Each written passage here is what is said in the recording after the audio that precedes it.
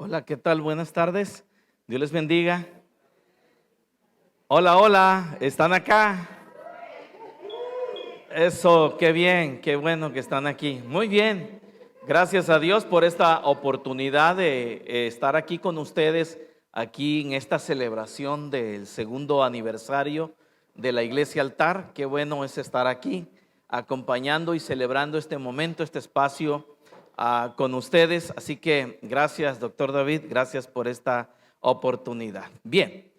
Hemos sido invitados para hablar sobre este tema, sobre el tema de liderazgo. Hay un lema que se está hablando, el líder solidario. Y bueno, me toca hablar en esta hora sobre el inicio, el peregrinaje o el camino de liderazgo. Por donde quizás la pregunta que podíamos hacer al inicio es, ¿por dónde inicia el liderazgo? A veces decimos, la gente dice soy líder porque tengo una posición. Y a veces se confunde el liderazgo con posiciones. O también se confunde, no es lo mismo ser líder que ser jefe.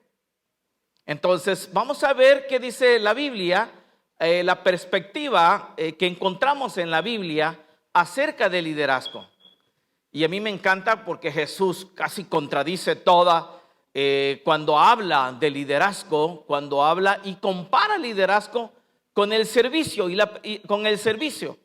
Habla de que realmente hay dos pasajes con el cual quiero iniciar, y es que el primer pasaje habla, son las palabras, primero la palabra de Pablo que dice.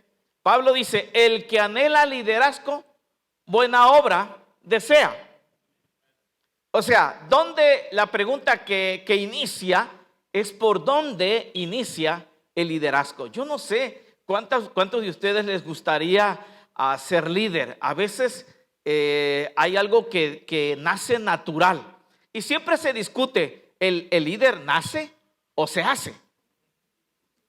Y bueno, algunos dicen las dos cosas. Yo casi estoy convencido, más convencido, que el liderazgo se hace, que el liderazgo se trabaja.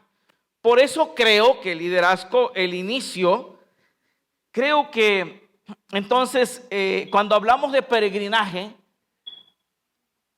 nos ponemos en un punto de inicio. ¿Dónde comienza? ¿Dónde comienza el liderazgo? Y les digo en esta mañana, comienza en el corazón. Comienza con el deseo de servir. Lo que dice Pablo, el que anhela liderar, buena obra desea. Pero ¿saben que liderar es un viaje? Liderar es un camino largo. Nunca terminamos de aprender, siempre necesitamos aprender para liderar.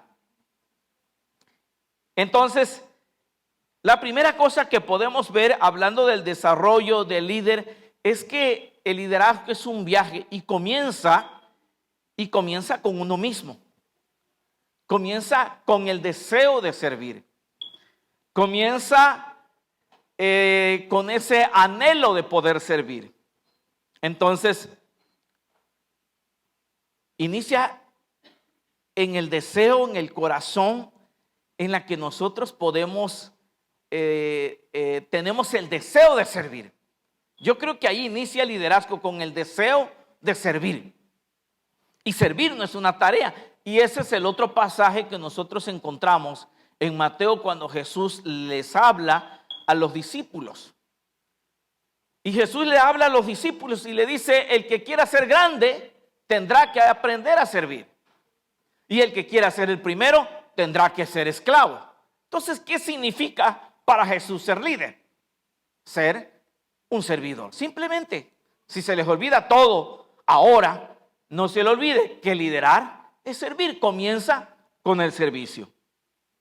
Entonces, la primera cosa que quiero recalcar es hablarte del inicio del liderazgo, y la segunda cosa, te quiero hablar de la persona de líder, y la tercera cosa, te quiero hablar de el peregrinaje del líder.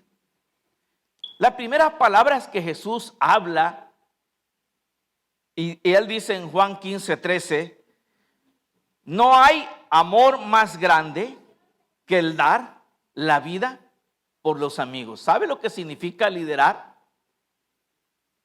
Creo que Jesús comenzó, la primera cosa que Jesús hace precisamente es la de servir, es la de entregarse, es la de amar a la gente. Entonces, hay un pasaje de la Escritura que muestra los comienzos del líder. Y cuando nosotros lo miramos, dice la Biblia que el Señor le dice, cuando hablamos del origen, dice al mirar la multitud, dice, tuvo compasión de ellas porque las miraba como ovejas descarriadas o como ovejas sin pastor. El origen del verdadero líder está en el corazón. Está, como les decía, en el deseo de servir a los demás. Y esa palabra servir es una palabra dolorosa.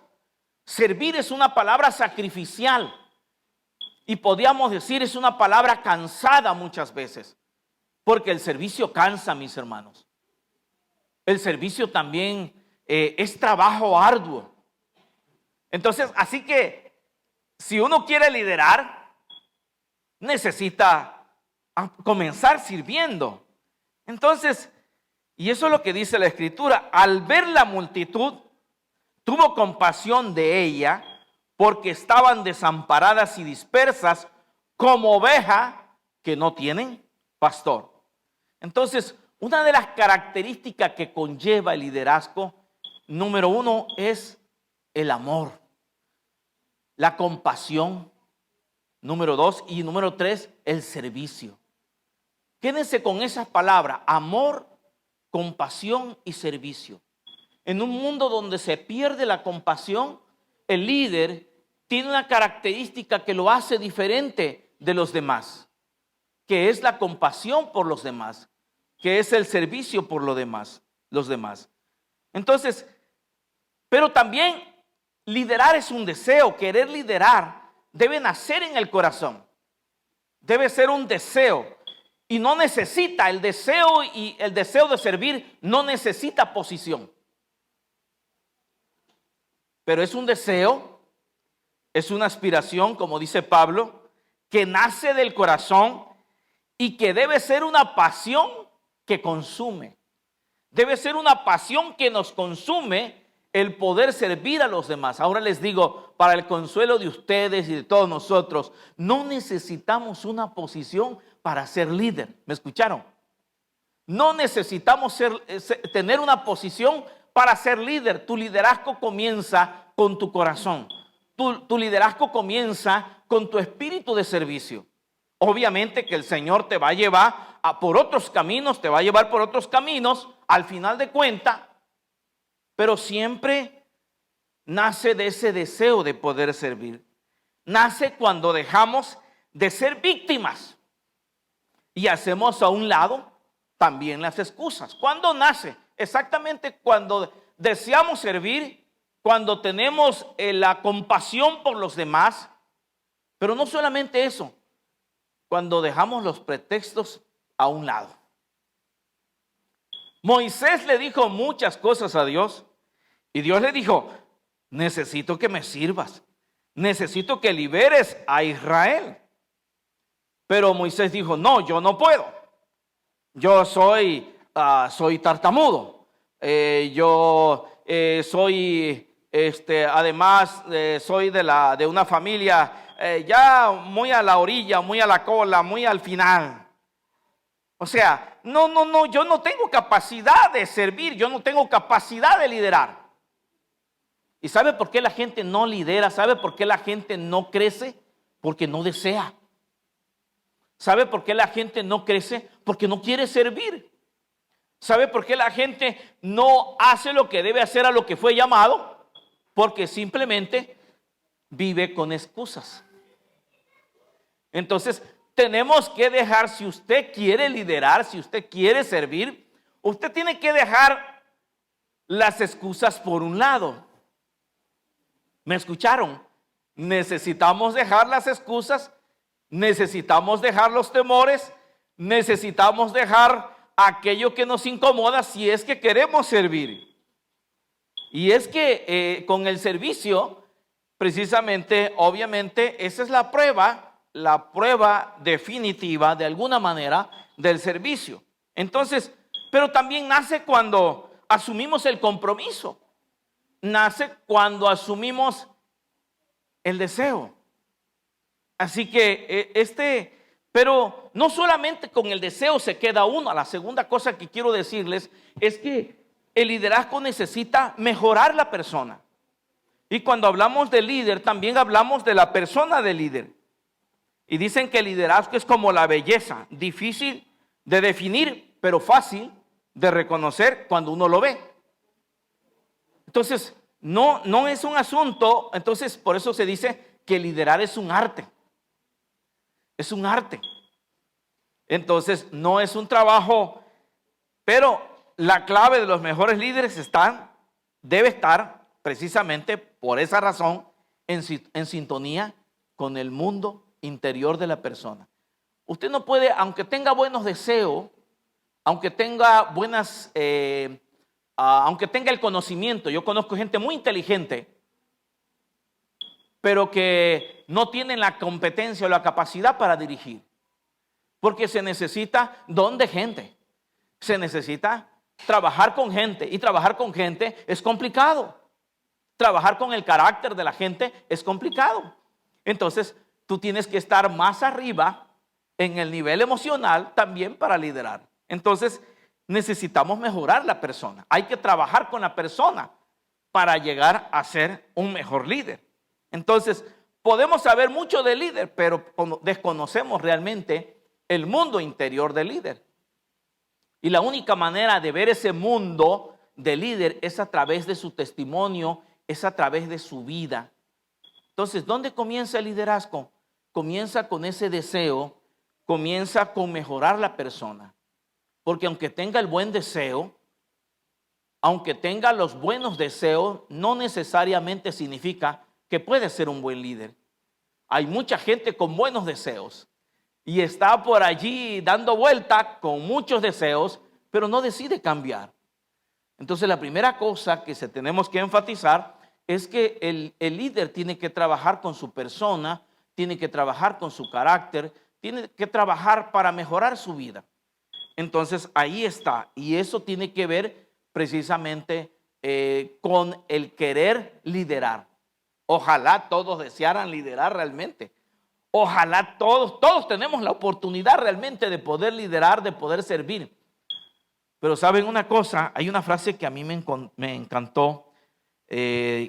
Una frase que dice Martin Luther King, decía: si un hombre está llamado a ser barrendero, deberá barrer las calles como Miguel Ángel pintaba, o como Beethoven componía, o como Shakespeare escribía poesía.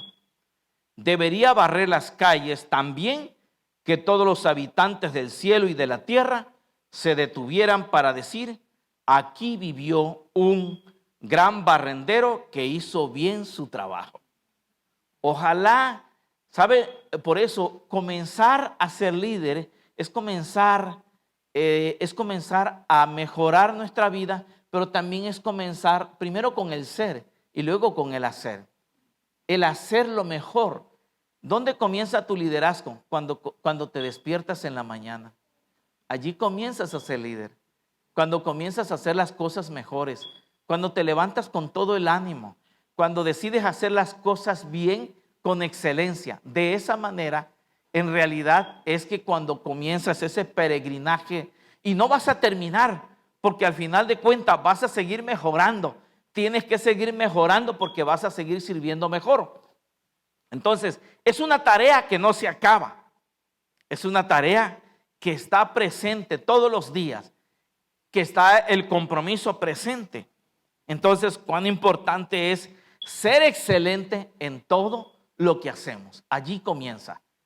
Yo les diría que esa sería una de las características primordiales cuando hablamos de liderazgo, es comenzar en lo pequeño, en las cosas pequeñas que hacemos, la debemos hacer bien. Por allí debe comenzar. Deseo que el Señor les bendiga y que de verdad todos tenemos la oportunidad de servir, todos tenemos ese espacio para poder mejorar nuestras vidas y ser mejores personas para que seamos mejores líderes. Que Dios te bendiga.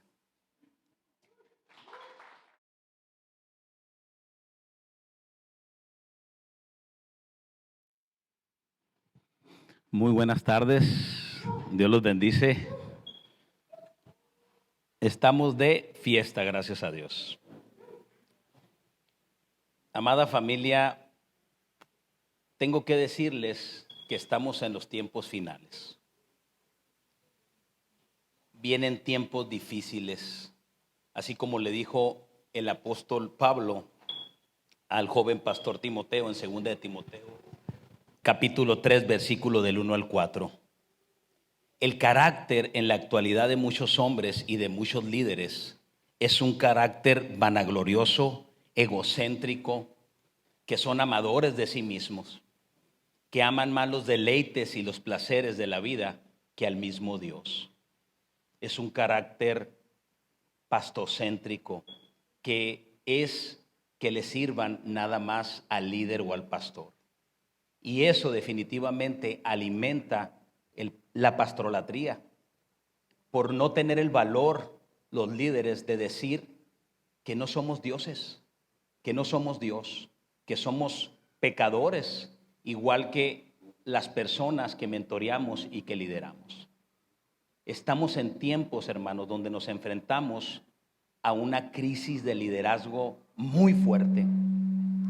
Y aunque en Latinoamérica, amados hermanos, no hay muchos números ni muchas estadísticas, nuestro país vecino del norte sí los tiene. Y esos números y esas estadísticas son realmente alarmantes. 50 pastores diariamente están dejando el ministerio. Al mes, 1,500 pastores dejan de serlo, de ministrar a una iglesia. Esto nos da aproximadamente 18,000 pastores anualmente dejan de estar al frente de una iglesia. Y por consecuencia, amados hermanos, amigos, también tenemos estadísticas de iglesias que cierran. De 7,000 a 10,000 iglesias cierran cada año y se abren solamente 4,000. Si somos conservadores y tomamos el número de 7,000 iglesias que cierran y se abren 4,000, esto nos deja un déficit de 3,000 iglesias que no vuelven a ser abiertas. ¿Qué está pasando, hermanos? ¿Qué está pasando?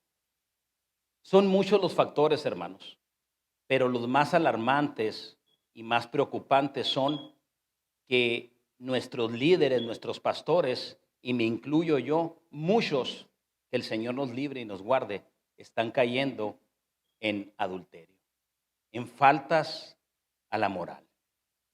Están cayendo en faltas a las finanzas de la iglesia, a la administración de los recursos que les son dados. Están cayendo, hermanos, en falta de comunicación con su iglesia, con sus mismos líderes que ellos mentorean. Es increíble, hermanos, cómo un alto porcentaje de pastores, hermanos, sufre de depresión y de estrés en silencio. Muchos tienen problemas mentales y emocionales a lo largo de su ministerio. Es algo que es alarmante, pero hay algo, hermanos, que me llamó mucho la atención.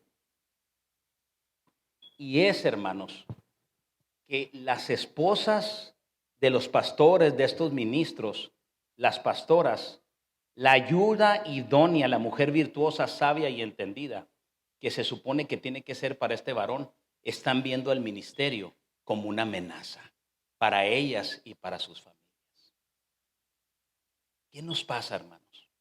Aunque la respuesta es corta y rápida de dar, lo que nos falta realmente requiere de mucho tiempo, mucho trabajo y mucho esfuerzo.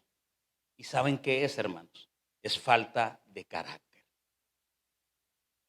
Hermanos, CNN, Money.com dice que entre los 10 trabajos menos valorados, más mal pagados y más estresantes del mundo, entre los 10 primeros está el de ser pastor, está el de dirigir una iglesia. El 90% de los pastores, hermanos, pasa más de 46 horas trabajando semanalmente para su ministerio. El 90% de los pastores, hermanos, una vez a lo largo de nuestra carrera ministerial, mínimo una vez vamos a pensar abandonar el ministerio.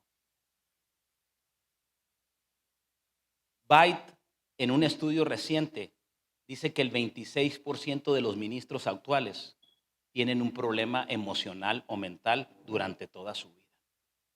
El 70%, hermanos, de los pastores han reconocido que tienen estrés, que tienen desánimo, que muchos están pasando por alguna depresión. Y esto es increíble, hermanos, que esto nos sirva para levantar un clamor por nuestros líderes. El 40% de los líderes, de los pastores a nivel mundial, caen en adulterio. Han tenido relaciones extramatrimoniales. El pensar, amados hermanos y amigos, que a nosotros nos puede pasar, eso nos debe de mover a misericordia.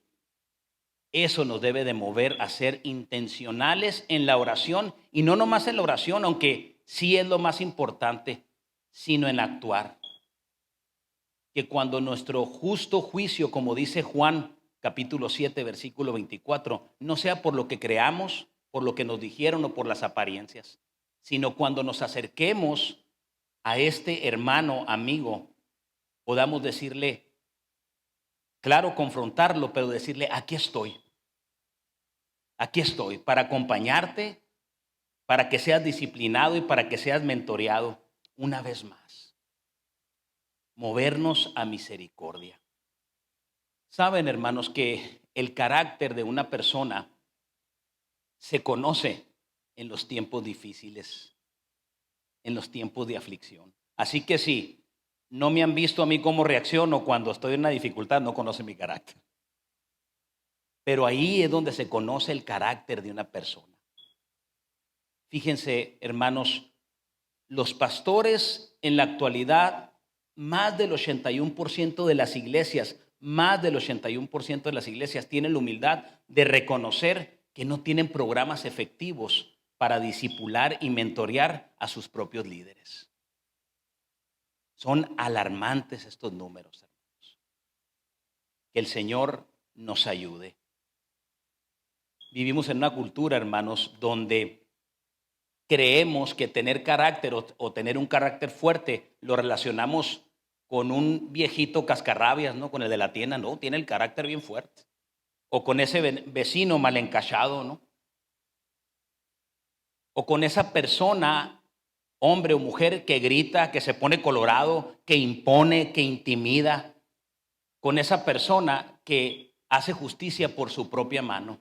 Pero hermanos, eso no tiene nada que ver con el carácter y menos con un carácter fuerte. Eso nos habla de un carácter débil. Porque el verdadero carácter, hermanos, gobierna, domina nuestro temperamento. Y el temperamento y el carácter son dos cosas diferentes. El temperamento es la herencia, biológicamente es la herencia genética que nosotros tenemos. Es lo que tenemos preconcebido en nosotros. Pero el carácter es el que se perfecciona. Es el que va madurando, el que nos va haciendo y nos va asemejando más como Cristo. ¿Qué decimos la mayoría de las veces? Así soy. Si ya saben cómo soy, ¿para qué me invitan? Dicen media hora y pasan 45 minutos y no lo pueden bajar, ¿para qué lo invitan? ¿No? Pero vamos a respetar los tiempos. Pero así es, así pensamos, ¿no?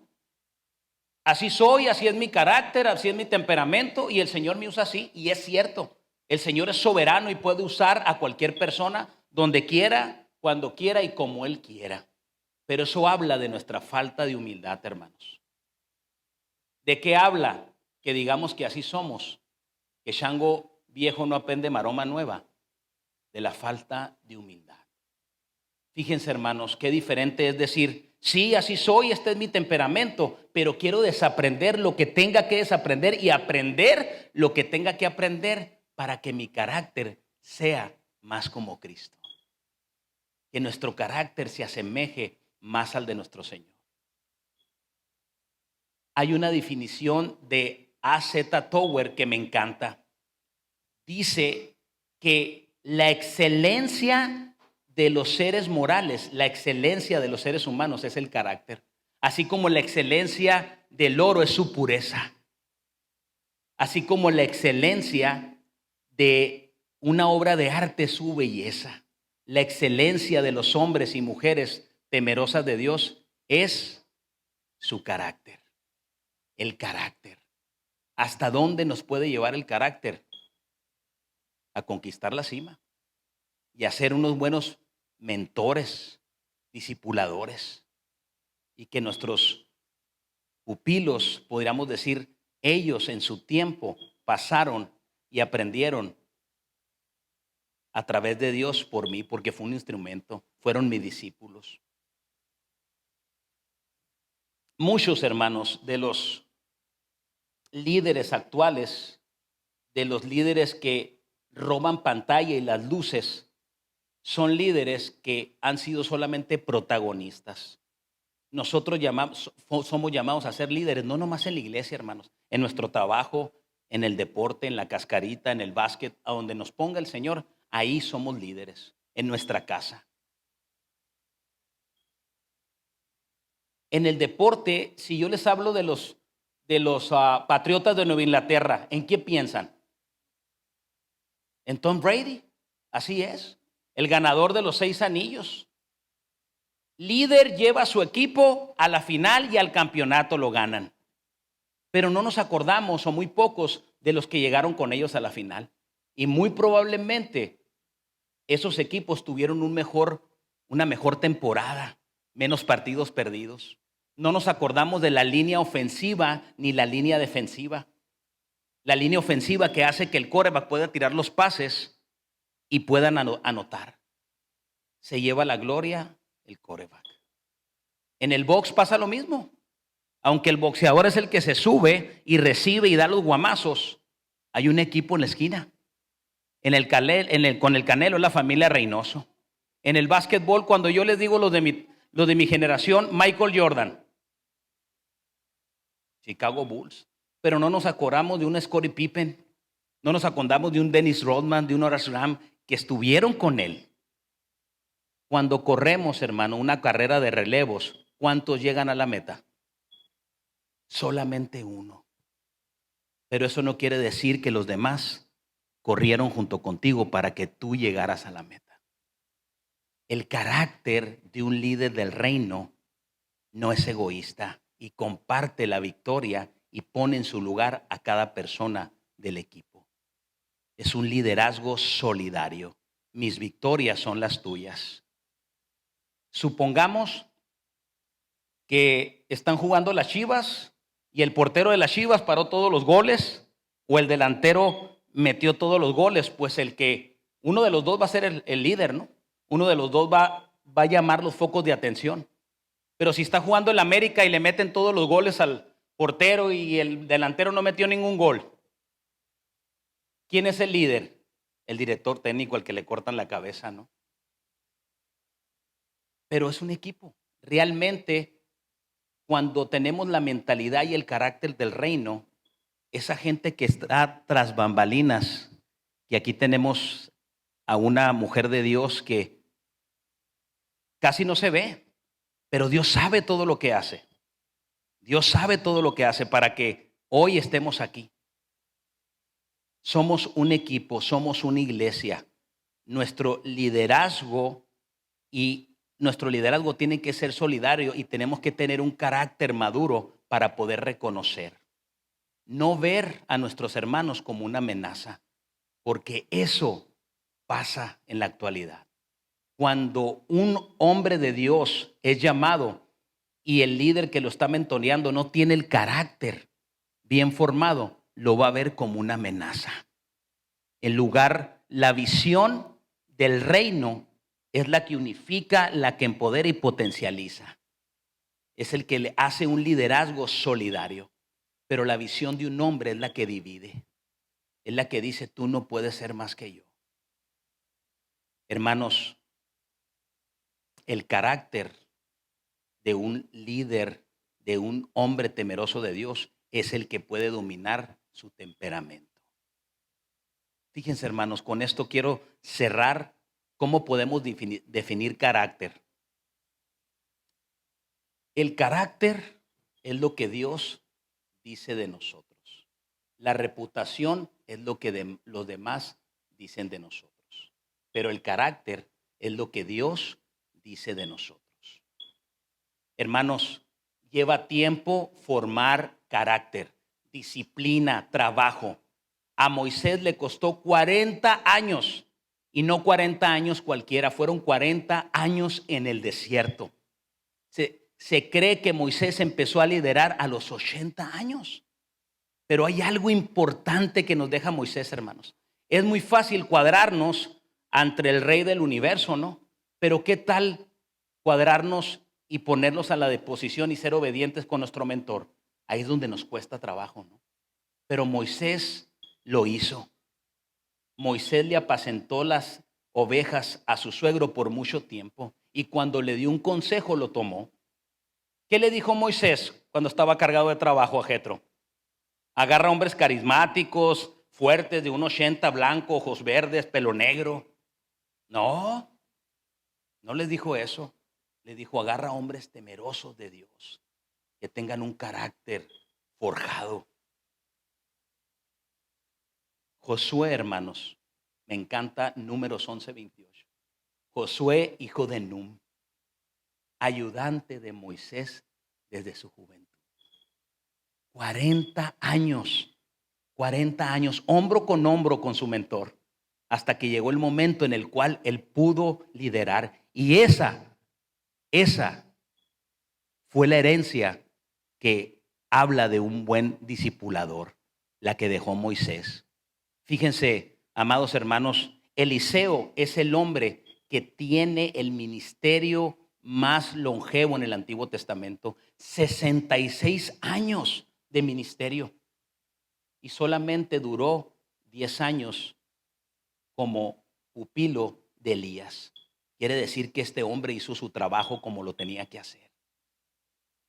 56 años como ministró solo su ministerio, y 10 junto a su discipulador, el que le formó el carácter.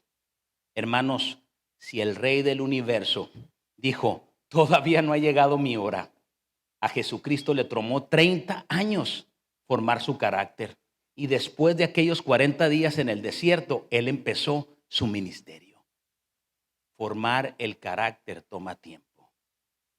Y quiero llegar, hermanos, a un nombre que no es muy popular, y quiero que salgan muchos Bernabés de aquí, hermanos. Al apóstol Pablo le tomó de 8 a 10 años salir a su primer viaje misionero. En el libro de los Hechos, en el capítulo 13 al 14, dice Bernabé.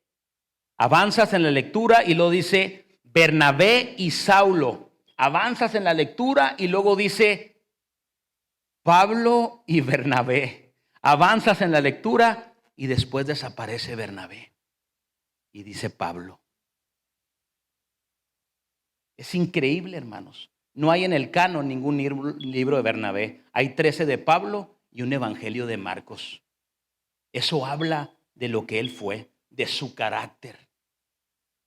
Para él era más importante la misión que está en Mateo 28 que él ser el primer lugar y el centro de atención. Para él, para Bernabé, era más importante la misión porque tenía un carácter bien formado. Ir a ser discípulos a las naciones, bautizarlos en el nombre del Padre, del Hijo y del Espíritu Santo, y enseñarles a que hagan todas las cosas que el Señor nos ha mandado. Aleluya. La primera vez que se habla de Bernabé, hermanos, se habla y se dice que él vendió todo lo que tenía y se lo dio a los discípulos. ¿Qué es lo último que se convierte en nosotros? ¿Qué es lo último que decimos que se convierte en nosotros? La billetera, ¿no?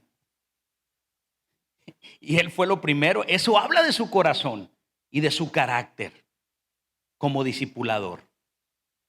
Bernabé fue un hombre que estuvo tras bambalinas.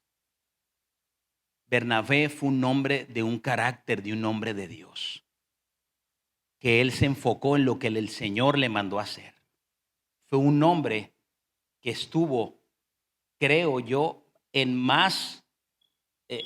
tuvo más discípulos, y yo sé que dejó un legado maravilloso, no nomás con Pablo y con Marcos, porque fue un hombre que sabía a lo que Dios le había mandado. ¿Cuántos de nosotros estamos dispuestos a menguar para los que nos rodeen, sacar lo mejor de ellos y brillen, y muchas veces más que nosotros? ¿Cuántos Bernabés saldremos de aquí de ahora en adelante? Fue un hombre que pudo ver y confiar en un asesino de cristianos. Fue la puerta para acercarlo a los discípulos. Fue un hombre que pudo discernir los dones y los talentos y el llamado de Pablo, de Saulo a Pablo. El carácter, amados hermanos, familia, y quiero que se queden con esto. El carácter precede nuestra posición. El carácter que nosotros tenemos que sea lo que preceda nuestra posición. Hay tanta crisis de liderazgo, hermanos, que estamos tan desesperados que si vemos a un hombre carismático, un hombre con las ganas, lo ponemos en una posición de liderazgo, pero por eso hay tantos fracasos pastorales y ministeriales, porque el carácter toma tiempo. El carácter, y tenemos que ser humildes para reconocer cuando no estamos preparados y pedir la ayuda y someternos a nuestros mentores y pedirles que nos ayuden, que nos aconsejen con humildad, con verdadera humildad. Muchas gracias. Próximos Bernabés. Amén. Amén.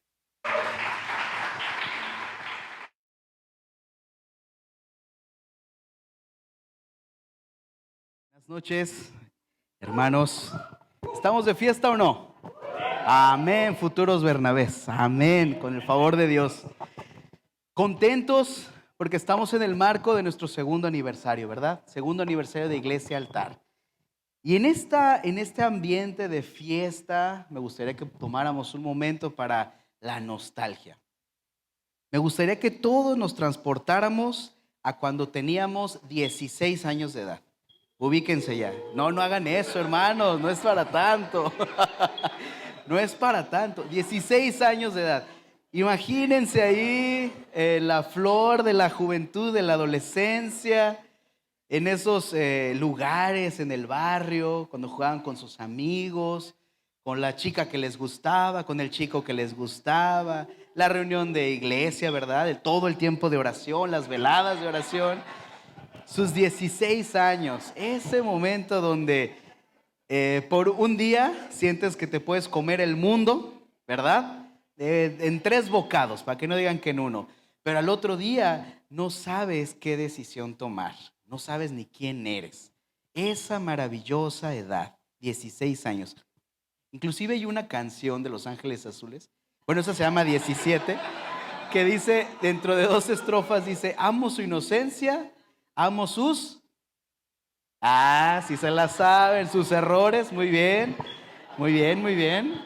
Entonces, esa edad, amados hermanos, en la cual nosotros tenemos esta dualidad en nuestro carácter, en nuestra identidad.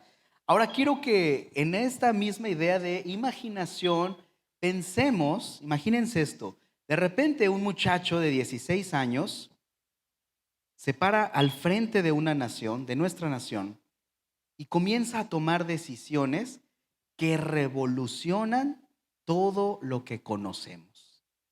Un muchacho de 16 años que de repente tiene la autoridad para cambiar las leyes, para cambiar los sistemas sociales, para cambiar la forma en la que se hace política, la educación, la apreciación del arte.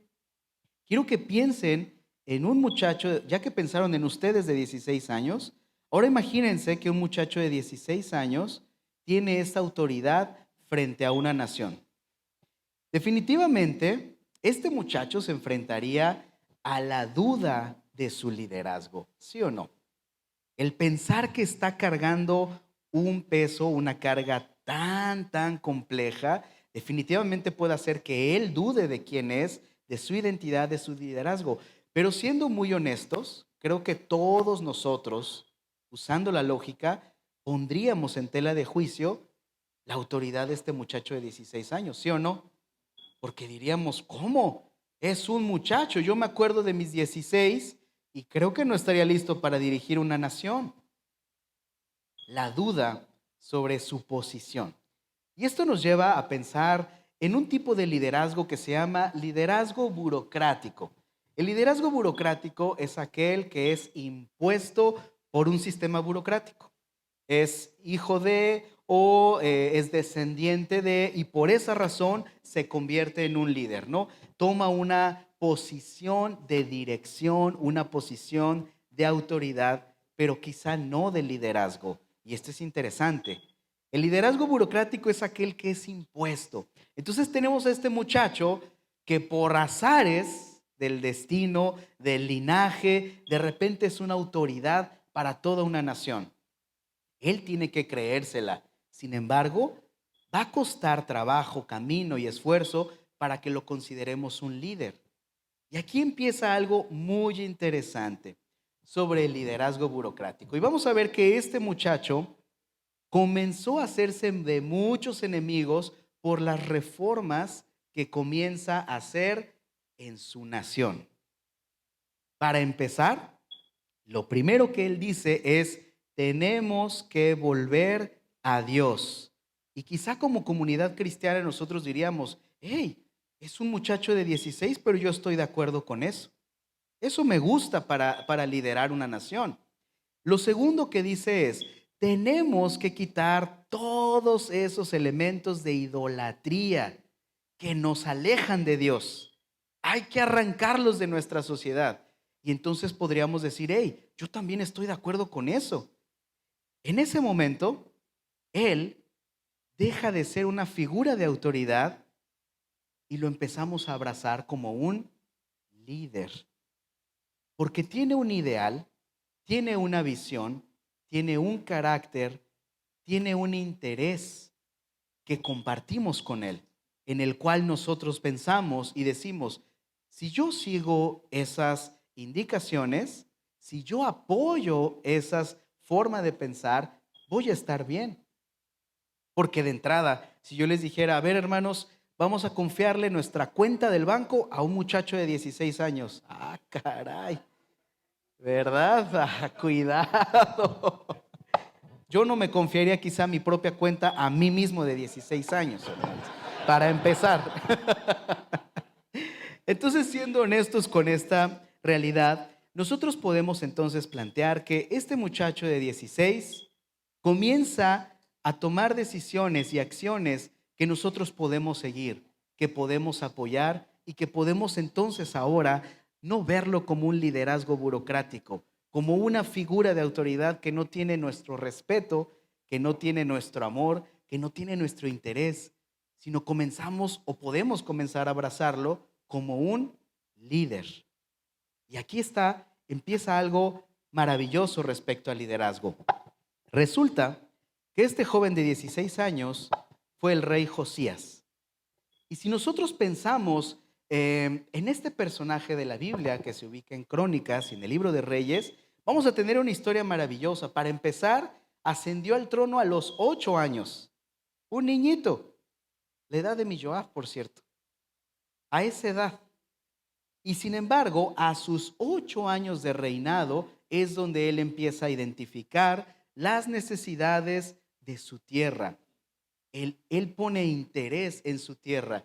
Y vamos a tratar de ver el factor líder desde una perspectiva del autor de la inteligencia emocional, llamado Daniel Goleman. Daniel Goleman fue un precursor en esta idea de la inteligencia emocional. Fue un boom en el 95 este libro y este concepto a todos los niveles, sociales, políticos, psicológicos, emocionales, evidentemente, y definitivamente nos marcan un antes y un después sobre las inteligencias, sobre la manera de relacionarnos, también sobre la manera de ver la vida. Y este autor plantea algo llamado el triple enfoque. triple focus.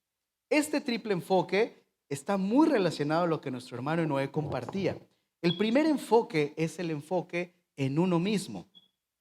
Un líder tiene que identificar sus fortalezas, sus áreas de oportunidad. ¿Y qué tiene que ver el liderazgo contigo? ¿Qué tiene que ver el liderazgo conmigo? Cuando nosotros conocemos a Cristo, el Señor nos llama a que nuestra vida sea una nueva completamente. Y en este caminar, nosotros nos vamos a encontrar con diferentes disyuntivas en las cuales tenemos que tomar decisiones, tenemos que tomar acciones, tenemos que definir cómo queremos ver la vida. Y eso nos toma en una posición donde podemos estar atrás del timón de nuestro barco. Algo con lo que batallamos cuando no estamos en Cristo es que nos sentimos como un barco en alta mar, ¿sí o no? De repente parece que nuestra vida no tiene sentido, que no tiene un rumbo. Es más, nos despertamos, tenemos una rutina quizá muy organizada, pero falta este tema del propósito, falta este tema de completar nuestra vida, de sentirnos plenos, de hallar esa integridad. Y eso es lo que Cristo ofrece. Entonces, en esta idea de integridad, de visión, es que nos convertimos en líderes. ¿Líderes de qué? De nuestras decisiones. Es que nos vemos con la capacidad de tomar la vida por las riendas, bajo la dirección de Dios. Es decir, ya no tenemos este sentimiento de que no sabemos a dónde vamos, no sabemos qué sigue para nuestra vida. No, estamos claros en qué es lo que sigue. Y Josías lo tenía muy claro. Josías sabía lo que tenía que hacer. ¿Y saben qué? Sobre el primer enfoque, que es el enfoque en uno mismo, podemos ver a un Josías que si nosotros dijéramos, bueno, pero quizá tiene que ver la forma en la que Josías fue formado para que él desde pequeño tomara una actitud de esta. ¿Pero qué creen?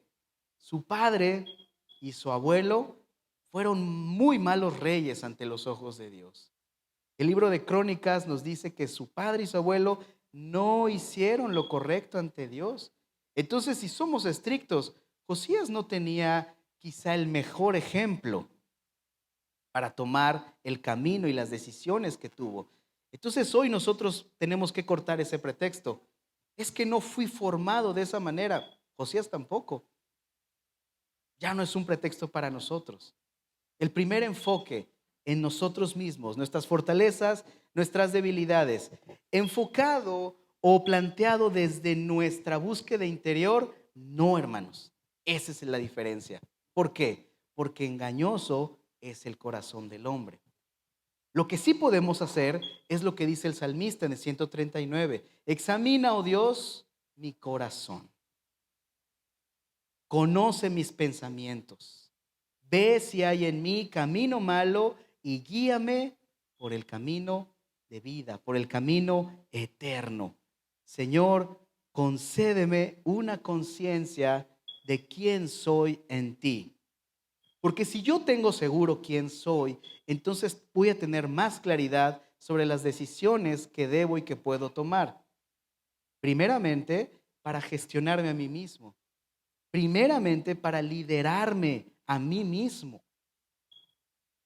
Para decir, esto sí voy a hacer, de esta manera me voy a conducir y de esta manera no me voy a conducir.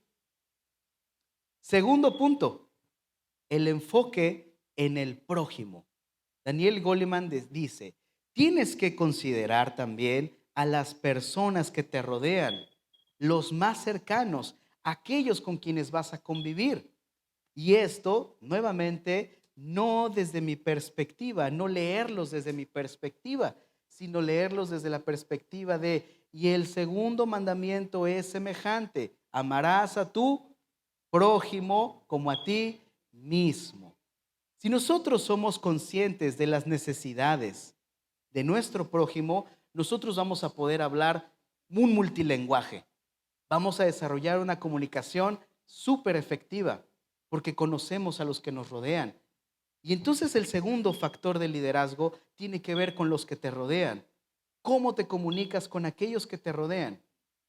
¿Cómo te comunicas cómo das a entender tus ideas, cómo compartes tus ideales y tu identidad en Dios con los que te rodean en primera instancia.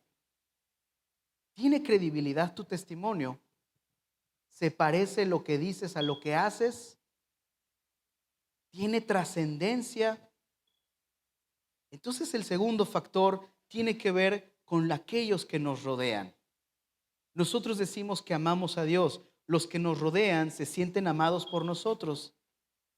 Nosotros decimos que valoramos lo que Dios ha hecho por nosotros. Nosotros nos sacrificamos por nuestro prójimo. Y no estoy hablando si eres papá o mamá o hijo o hija o tío o sobrino. Estoy hablando de todos los que te rodean. Porque a estas alturas de la vida pueden seguir imaginando que tenemos 16, no pasa nada. Ustedes ya identificaron cuál es la mejor manera de compartir una idea con los que les rodean. ¿Qué tipo de palabras construyen? ¿Qué tipo de palabras destruyen? ¿Qué tipo de palabras tienen un efecto positivo y qué tipo de expresiones hacen que empiece a generarse un abismo? ¿Lo ven? El segundo factor del liderazgo entonces tiene que ver con ver al prójimo con compasión, con amor, como Cristo nos ha visto a nosotros. Un buen líder va a saber cómo comunicarse, va a saber cómo encaminar, va a saber cómo empoderar. Cuándo aprender a soltar la cuerda, cuándo aprender a jalar la cuerda, cuándo aprender a caminar hombro con hombro, cuándo ponerse enfrente para recibir el frío, el calor, las flechas, lo que haga falta. Porque somos llamados a no escondernos, a no estar atrás de las rocas escondiéndonos, sino a tomar esta vida por las riendas, caminando en confianza con el Señor. Tercer punto. El liderazgo también, tercer factor líder, tiene que ver con una conciencia con nuestro entorno. ¿Cuáles son los diferentes entornos en los que nos desarrollamos? La casa principalmente, el trabajo, la escuela quizá. Cada uno de nosotros, nos movemos en diferentes entornos. Y si algo es real, es que cada uno de nuestros diferentes entornos tienen un sistema predefinido que nosotros aprendemos a leer si somos sensibles. Venimos a la comunidad altar donde todos somos uno y Cristo el Señor de todos.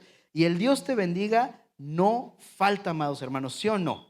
Hasta nos llevamos para llevar, pues para toda la semana, amén, nos vamos bien bendecidos. Pero ¿qué pasa cuando estás en tu trabajo quizá? Cuando tienes que hablar con un cliente, cuando tienes que interactuar con otros, también aprendemos a identificar el sistema. Pero ¿cómo nos movemos en este otro sistema? ¿Qué parte de nosotros se mantiene firme, se mantiene consciente en nuestro primer factor de liderazgo, que es nuestra identidad de Dios? ¿Y qué área de nuestra vida quizá se vuelve nuevamente negociable?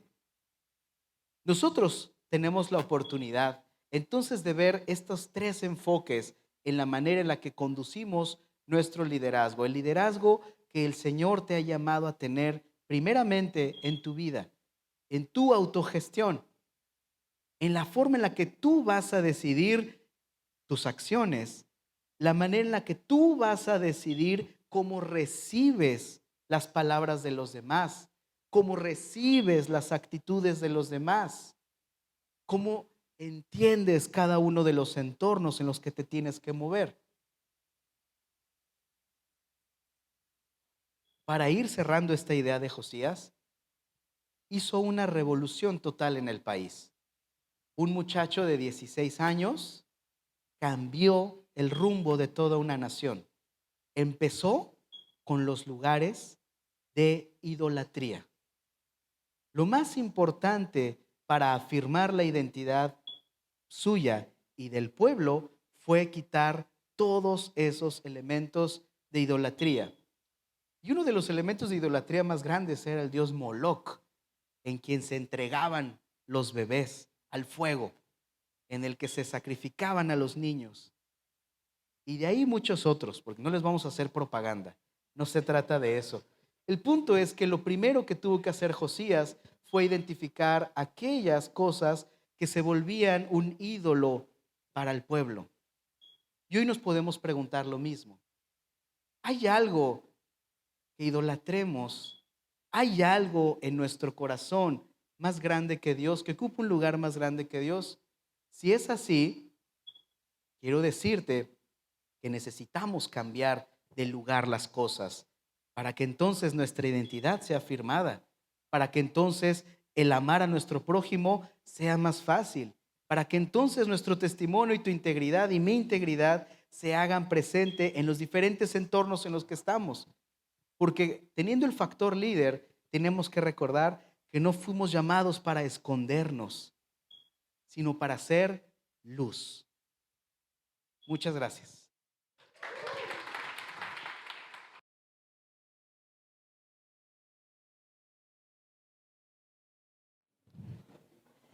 Empezamos con esta segunda ronda de conferencias. Y recuerden, estamos con el tema de líder solidario. Quiero presentarme para los que están aquí por primera vez, que nos acompañan. Mi nombre es Ana María Tipantuña Caiza, soy ecuatoriana. Vengo invitada desde el extranjero. No es cierto. Aquí vivo desde hace 16 años. Ya soy mexicana por adopción. No, 15 años. Ya voy a los 16 años por adopción ya. Ya soy quinceañera en México. Y me gusta ser quinceañera. Vamos a continuar con el tema. Y el tema que hoy les traigo tiene que ver con la mente de un líder. Y vamos a seguir en la misma temática que el doctor Enoé Cortázar, que el pastor Fabián Valenzuela y el pastor David Monroy. ¿Por qué me interesé en este tema, la mente de un líder? Vengo muy humilde hoy. Cuando estaba en mi programa doctoral, recibí un curso sobre liderazgo. Y este curso tocó este tema. Este tema es la mente de un líder. Yo dije, ok, ¿en qué consiste la mente de un líder? ¿Por qué es importante tocar este tema en este curso de la mente de un líder?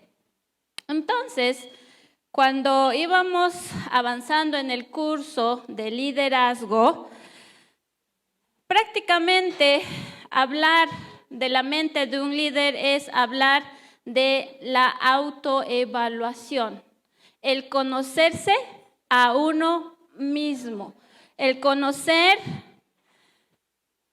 lo que estás sintiendo en un momento, lo que estás pensando en un momento, y como líder, las decisiones que estás tomando en determinados momentos. ¿Okay? Entonces, en este curso hablaba sobre la importancia de conocerse a uno mismo. Y sobre todo si eres líder, decía. Si eres tu líder, aquí escuchábamos al doctor Enoé Cortázar que decía, ¿quién es un líder? El líder nace o se hace. Al final les voy a decir si se hace o nace y quién es un líder. Pero un líder específicamente tiene que tener esa capacidad de autoevaluarse. Tiene que tener la capacidad de tomar una pausa en su vida porque sabemos que un líder guía. Un líder acompaña, un líder siempre está frente a otras personas, está frente al prójimo. Entonces, el líder tiene que tomar una pausa en su vida diaria, siempre que lo necesite, para poder sentir lo que está sintiendo en ese momento, para ver las decisiones que está tomando en ese preciso momento. Y esto es sumamente importante. ¿Por qué? Porque te ayuda a tomar buenas decisiones. Simple. Por eso, conocer la mente de un líder, conocerte a ti mismo, te ayuda a tomar buenas decisiones. Y la pregunta que nos hacíamos como estudiantes es, ok, ahora, ¿qué hacemos para conocernos a nosotros mismos? ¿O qué hace un líder para conocerse a él mismo, para conocer lo que está sintiendo en ese momento y las decisiones que tiene que tomar en ese momento? Lo que tiene que hacer es meditar. Porque pues el curso que tomé tiene que ver con el líder cristiano, ¿no? Hay otros, no solamente el líder cristiano medita. En general, todos los líderes tienen un espacio para meditar. Pero en este caso, hablaba de la importancia de la meditación basado en la palabra, ¿no? Nosotros sabemos que tenemos el Espíritu Santo de nuestra parte. Nosotros sabemos que la oración nos ayuda a tomar buenas decisiones. Entonces, en este curso nos hablaban acerca de la importancia de la meditación. ¿Cómo meditamos? Cuando meditamos. Meditar es distinto a orar. Meditar es tomar un tiempo de silencio, tomar un tiempo de soledad, tomar un tiempo de respiro. Hay prácticas para respirar, hay ejercicios de respiración, ¿no? Es tratar de concentrarme y verme hacia adentro, decía el doctor Cortázar, ¿no? Ver hacia adentro lo que estoy sintiendo en esos momentos, autoevaluarme de si mi liderazgo es un liderazgo solidario o es un liderazgo autoritario. ¿Okay? Es conocerte a ti mismo, evaluarte, pero nosotros tenemos un plus. Y ese plus es el Espíritu Santo, que nos ayuda, que nos dice, respira, cuenta hasta 10, evalúate, analízate, ¿no? Yo sé, yo tengo una manía cuando tengo que tomar una decisión o algo está pasando conmigo, grito. No es cierto, no grito. Me gusta caminar si aquí hay estas baldosas, camino ¿cómo se diría? En cuadrado. Y puedo estar caminando así 10 minutos, 20 minutos, 30 minutos. Pero estoy pensando, ¿por qué? ¿Por qué está pasando esto? ¿Por qué está pasando esto? Yo dije, soy un buen líder. ¿No es cierto? Entonces, ahí hablaba de la importancia de la meditación, porque en la meditación tenemos adquirimos la concentración plena.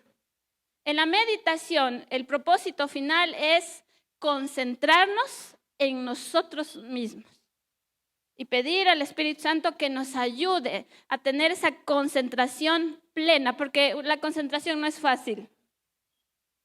Dicen los estudiosos de nosotros los hombres, los investigadores, que el hombre por naturaleza no está hecho para concentrarse. Y sobre todo las mujeres dicen que pensamos en miles de cosas en un minuto, ¿no? Creo que los hombres también. Entonces, hay una palabra que nos mencionaron en ese lugar, en esta clase, es la neuroplasticidad. ¿Qué es la neuroplasticidad? Es que nosotros, los seres humanos, tenemos la capacidad de aprender. Podemos aprender a concentrarnos, podemos evaluarnos. ¿Okay? Podemos cambiar esta frase que dice, así nací y así voy a morir.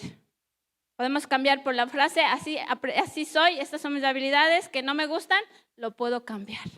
¿Okay? Lo puedo cambiar, pero para eso necesito meditar y concentrarme en mí mismo. Y el autoconocimiento, ¿okay? El autoanálisis me ayuda a alejarme del ego. El ego, ¿qué es el ego? El ego te mete, decía en esta clase, el ego te mete a la burbuja del director general. El ego te mete a la burbuja del director general. ¿Y qué hace un director general? Un director general vive de lo que los demás dicen de él. Vive de la adulación. ¿Okay? Se hace sumamente dependiente de lo que los demás dicen de él. Y si no escuchas buenos comentarios, tú tienes la habilidad o el poder, tienes el poder de callar a esa persona que no habla bien de ti. ¿Okay? Entonces, la concentración plena, la meditación te ayuda a no entrar a esa burbuja y no depender de lo que dicen los demás de ti, sino lo que tú aprendes de ti mismo en la meditación. Y con el plus que nosotros tenemos, con la ayuda del Espíritu Santo. Entonces, si queremos tener la mente de un buen líder que no entra a esta burbuja, tenemos que aprender a practicar la meditación, porque la meditación nos ayuda a conocernos mejor y saber tomar buenas decisiones. ¿Y por qué estoy hablando sobre esto? La siguiente pregunta, o la primera pregunta que quiero lanzarles es, ¿quién es un líder? Aquí, en la iglesia, altar. ¿Quién de ustedes se considera un líder? Y le voy a contestar, porque tengo una respuesta para esto, con Juan, capítulo 21, verso 15 al verso 17. Y esta pregunta lo hace Jesús a Pedro. Y la pregunta es fácil. Pedro, ¿me amas? Y Pedro, yo creo que con asombro le dice, Señor, tú sabes que sí te amo. ¿No? Y tiene que preguntarlo varias veces. Y al final Jesús le dice, pues, apacienta mis ovejas o apacienta el rebaño. Y si lo contextualizamos, ¿quiénes son los Pedros de este tiempo? Somos nosotros. ¿Okay? Porque nuestro Creador día a día nos está preguntando, ponga ahí su nombre. Anita, ¿me amas? Sí, Señor, es nuestra respuesta, ¿verdad? Entonces Dios nos dice, apacienta mis ovejas. Cada uno de nosotros estamos a cargo de alguien. Todos nosotros estamos a cargo de alguien. Estamos a cargo de nuestros hijos, estamos a cargo de nuestros hermanos de casa, nuestros hermanos de la fe, estamos a cargo de la iglesia, del trabajo, estamos a cargo de algún ministerio en la iglesia, estamos a cargo de algo. Y si estás a cargo de algo, es que tú tienes que ser un líder. Estás llamado a liderar, estás llamado a guiar, estás llamado a conducir a las personas. Entonces, en una ocasión, antes de México y antes de David, había una persona, sigue siendo, la persona a la que admiro muchísimo, muchísimo.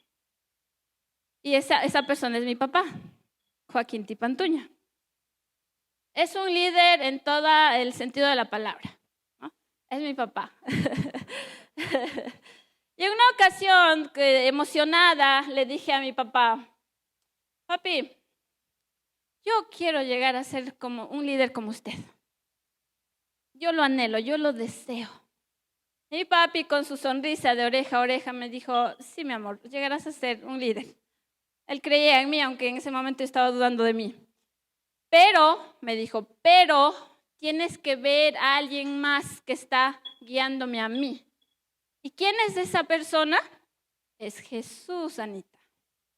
Yo sigo a Jesús. Jesús me inspira. Entonces yo te aconsejo que también, así como yo miro a Jesús, tú también mires a Jesús. ¿Ok? Entonces, hasta estas alturas de mi vida, en los 30 escalones que llevo hasta este momento, y no digan más, he entendido que Jesús es nuestro mejor modelo a seguir como líder. Porque es un líder de carácter, es una persona 100% humano, 100% divino, que tiene la mente de un líder. Y vamos a ver por qué. Tengo 6 características que me interesaron mucho de un artículo que tenía por ahí. Y nos dice que Jesús ejercía 6 tipos de liderazgo. Y dependía de las personas el tipo de liderazgo que él ejercía. ¿Okay? Jesús se conocía a él mismo, sabía quién era. Jesús siempre lo vamos a ver orando, ayunando, pidiendo al Señor que le dé lucidez. El primer tipo de liderazgo es el liderazgo carismático. El liderazgo que se da por amor, es un liderazgo natural. Jesús nació siendo líder. Y Jesús viene al mundo, Jesús se encarna, Jesús se hace hombre, Jesús cumple con su propósito, Jesús muere en una cruz por amor, porque nos está enseñando, nos está guiando el significado de la cruz. Y que en Él hemos sido justificados, hemos sido santificados, hemos sido redimidos. Y ustedes pueden leer Filipenses capítulo 2, Juan capítulo 12, y habla de que su liderazgo brota del amor divino. Es un líder carismático, es un líder nato. El segundo tipo de liderazgo es el liderazgo activo. A Jesús lo vemos fijando objetivos, a Jesús lo vemos fijando metas, a Jesús lo vemos delegando funciones. Por ejemplo, vamos a ejemplos sencillos. Marcos capítulo 1, verso 38. Él dice, mi objetivo aquí es predicar la palabra, predicar el reino de Dios en todas las aldeas de este lugar. Y tengo que hacerlo. Vamos a descansar. No, tengo que ir, tengo que seguir. Tiene propósitos, tiene metas seguras. Lucas capítulo 9, verso 13. Metas. Hay una multitud que lo sigue. Y esta multitud tiene hambre. Entonces, en su liderazgo activo, dice, den de comer a estas personas. Tienen hambre. Pero, nada de peros. Hay que dar de comer a estas personas. Y ustedes conocen la historia. Metas claras. Tiene objetivos que tiene que cumplirlo en ese momento. Liderazgo activo le dice a sus discípulos, vayan, Lucas capítulo 22, verso 8, vayan y preparen la cena de Pascua. ¿Pero cómo? Vayan y preparen. Liderazgo activo. Pero también ejerce un liderazgo pasivo. ¿Okay? Jesús deja el protagonismo a los demás, delega responsabilidades. Nosotros en Marcos capítulo 4 vemos a Jesús durmiendo en medio de una tormenta. ¿Por qué? Porque Él, nuestro Jesús, confía en la capacidad de liderazgo de sus discípulos. Confía ciegamente en ellos. Él sabe conoce sus capacidades en sus discípulos. Al final se enoja porque no creyeron, ni siquiera los mismos discípulos no creyeron en ellos mismos. El Hijo de Dios creía en ellos, pero ellos tuvieron miedo. Les falta fe, les dijo. Les falta fe. ¿Por qué están asustados? Todavía no tienen fe. Otro tipo de liderazgo que ejerce Jesús es el liderazgo participativo. Jesús delega, Jesús pide opinión, Jesús pide ayuda. Le delegó la economía de su grupo, de él mismo, a Judas. Y ustedes saben quién es Judas. Pero él delegó la responsabilidad de que administrara el dinero. Pueden leer Juan capítulo 12. Más adelante vemos a Jesús pidiendo información a los discípulos. ¿Quién dice la gente que soy yo? Más adelante vemos que Jesús pide opinión a sus discípulos y le dice, ¿quién dice que soy? No se confía, no está seguro de lo que él es, no es un líder autoritario, es un líder que confía, que ve. Es un líder seguro de él mismo, se conoce, sabe que no hay riesgos, está seguro de su liderazgo. Pero también es un líder directivo. Y termino con el quinto y el sexto. Un líder directivo. Alguien se le acerca y dice, Jesús, déjame regresar a enterrar a los míos. Deja que los muertos entierren a los muertos. Tú toma tu cruz y sígueme.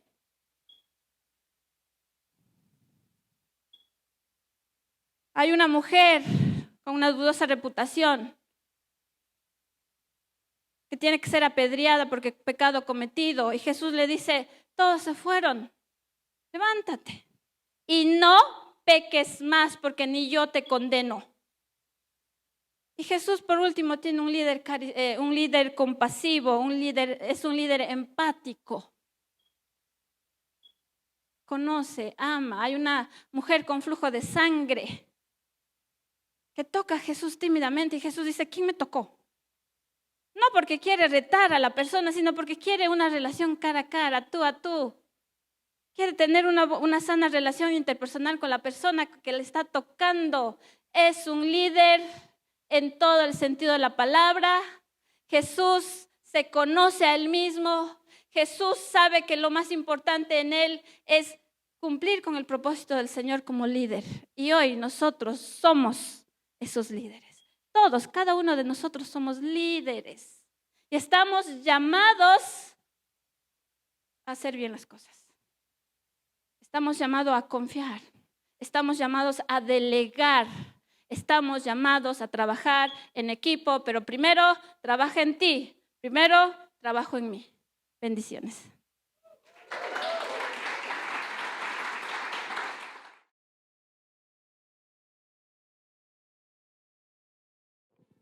Buenas noches, qué gusto estar aquí con ustedes. De verdad yo me siento honrado y felicidades por este segundo aniversario de Altar. De verdad, felicidades. Llegar hasta aquí implica muchas cosas, implica mucho esfuerzo y sin duda implica liderazgo. Y bien, vamos a charlar un poco sobre liderazgo disruptivo. Soy Josué Valenzuela. Me presento. La experiencia que tengo es en el tema de educación, de gestión, organización, administración. Esos son los temas que hemos trabajado profesionalmente. Actualmente ahorita estamos apoyando aquí al proyecto con el doctor Enoé, en el proyecto del Instituto Atkinson. Y es un gusto estar aquí en una de las ciudades más calientes del mundo. Bien. Liderazgo disruptivo. ¿Sí? Siguiente. Un minuto para ver estas 4 figuras que significan 4 dimensiones que tenemos que rápido así hacer un recap rápido. El cuadro significa la vida personal, el triángulo la familia, el círculo la iglesia y el rombo México y el resto del mundo. Rápido así. Piensa la edad que tienes ahorita. Trae a tu memoria la edad que tienes. Ahora, vamos a suponer, no sé ahorita cuál es la media de vida que hay en México, 77 años para hombres, mujeres, más o menos, pero vamos a hacer optimistas, vamos a suponer que vamos a vivir 90 años. A ese número de 90 réstale la edad que tú tienes ahorita. Y esos años, ese dato que te arroje, son los años que con todo el favor de Dios te restan por vivir. Pregúntate, ¿te gustaría vivir esa cantidad de años que te restan por vivir de la manera en cómo lo has estado haciendo hasta hoy? ¿Te gustaría que el liderazgo que has ejercido hasta hoy, te gustaría seguir ejerciéndolo de la misma forma y de la misma manera por el resto de ese tiempo? ¿O te gustaría hacer algo que potencialice tu vida, potencialice tu influencia, potencialice tu liderazgo? Vale la pena detenerse. Hay que hacerse una pregunta aquí. ¿Estás conforme con lo que observas alrededor de ti? Si tú te tomas 1 minuto, 2, 3 minutos para observar tu vida personal, ¿qué cosas no has logrado todavía gobernar? ¿Qué aspectos de tu vida todavía se te salen de control? ¿Qué cosas hay en tu vida, en tu persona que tú quisieras gobernar y no has logrado hacer? O tú quisieras dar ese paso, ese salto, subir ese escalón y todavía no lo has podido hacer.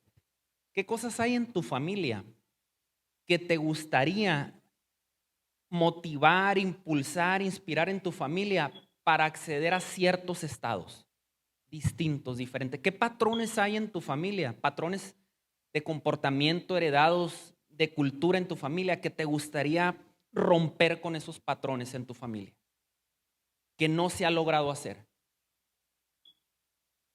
En la comunidad, en la iglesia en donde tú formas parte, donde Dios te trajo y te sembró y te plantó ahí, ¿qué observas, qué ves en la comunidad que te gustaría influir para generar esos cambios positivos? ¿Qué cosas hay que te gustaría que, pregúntate, ¿cómo puedes tú, a través de tu liderazgo, hacer que la vida de las personas que se congregan en la misma comunidad donde tú estás sea mejor? Y pregúntate también, tu ciudad, el estado, el país, vemos noticias y a veces nos ofuscamos y nos pega muy duro ver noticias sobre todo una noticia reciente, los libros de texto que hay en la Secretaría de Educación Pública, los contenidos. Yo creo que es algo que preocupa a muchos. Bueno, ¿qué estamos haciendo para ejercer un liderazgo activo y que pueda haber influencia para guiar a una sociedad en un rumbo correcto, en un rumbo adecuado? ¿Qué estamos haciendo para proteger los valores a la niñez? Nos quejamos, nos preocupamos, pero activamente, ¿qué estamos haciendo? Son preguntas que tendríamos que hacernos y tendríamos que respondernos si estamos de acuerdo o conformes con lo que vemos a nuestro alrededor. Y otra pregunta, ¿crees que los liderazgos civiles tienen mucho por mejorar? Liderazgos civiles me refiero a alcaldes, presidentes municipales, gobernadores, presidente de la República, las empresas, quienes coordinan el sector empresarial, quienes coordinan el sector social. Esos líderes que ahorita están manejando agenda, ¿tienen cosas que mejorar? Yo digo que sí, ¿eh? Yo digo que sí. ¿Por qué? Simplemente observemos los niveles de pobreza que hay. En México, yo no creo que la cantidad de pobres que había hace 15 años, 10 años, 5 años atrás venga disminuyendo. Va aumentando la cantidad de pobres. Las enfermedades que se están generando demográficamente en México. Hay problemas, hay situaciones complejas, problemáticas en nuestro país, sí, sí las hay. ¿Continuamos? Ahora, ¿estás de acuerdo que alguien tiene que hacer algo? ¿Sí o no? ¿Estamos de acuerdo que alguien tiene que hacer algo al respecto de estas situaciones y de estos problemas? ¿Sí? Bien. Pues buenas noticias. ese alguien eres tú. Si alguien ha de hacer algo por esas situaciones, si alguien ha de actuar en esas problemáticas y ha de influir en esas situaciones y en esas circunstancias, eres tú. Si hay algo en tu vida que no has logrado gobernar y que te está deteniendo y limitando y no te permite desarrollarte o crecer, el responsable de agarrar al toro por los cuernos en ese aspecto, en ese tema en tu vida, eres tú. Si hay algo en tu familia que no está avanzando, que hay un patrón que se está repitiendo de generación en generación, que ahí está y otra vez, el responsable en tu familia eres tú. Si hay algo en la comunidad que hay quien a veces pasa alguna situación en una comunidad cristiana, en una organización y no le gusta una situación y decide abandonar y dejar ahí. Puede haber otra decisión que es responsabilizarse o corresponsabilizarse y asumir una actitud proactiva para tratar de encontrar una solución. Y lo mismo así con nuestro país. ¿Seguimos? Pero bien, ¿cómo el intervenir en problemáticas, el decidir intervenir en problemáticas tiene que ver con ser disruptivos, con aplicar un liderazgo disruptivo? Pero bien, atrás, gracias. Pero ¿cómo desarrollo un liderazgo disruptivo? Bueno, vamos definiendo ese concepto básico, disruptivo. A ver, así, ¿quién puede decir así en 2, 3 palabras con qué asocia disruptivo? ¿Con qué? Rompe la regla. Un comentario más. Algo distinto. Disruptivo tiene que ver con ruptura. Disruptivo tiene que ver con ruptura. Disruptivo tiene que ver con un cambio súbito. Haz de cuenta que va un barco y el que va a cargo del timón del barco está viendo que hacia donde se dirige el barco hay una tormenta, lee los mapas, hace una interpretación, no llevamos un buen rumbo ahí o vamos a chocar contra algo. Y quien está en el timón, hay algo que se llama da un golpe de timón. Le da un golpe al timón y empieza a girar rápidamente y hace un viraje muy brusco el barco. Y puede mover ciertas cosas, sí. Y cambia la trayectoria de manera disruptiva. Con eso tiene que ver lo disruptivo. Hay inercias en las que nos envolvemos a nivel personal. Hay inercias en que las familias se envuelven. Las comunidades cristianas, las iglesias, una sociedad en determinado estado, una sociedad en determinado país se envuelve en inercias, en costumbres, en cosas muy arraigadas. Y se requiere un liderazgo disruptivo porque la tendencia o el punto hacia donde se está dirigiendo no es lo más positivo o mejor para esa sociedad o para esa organización.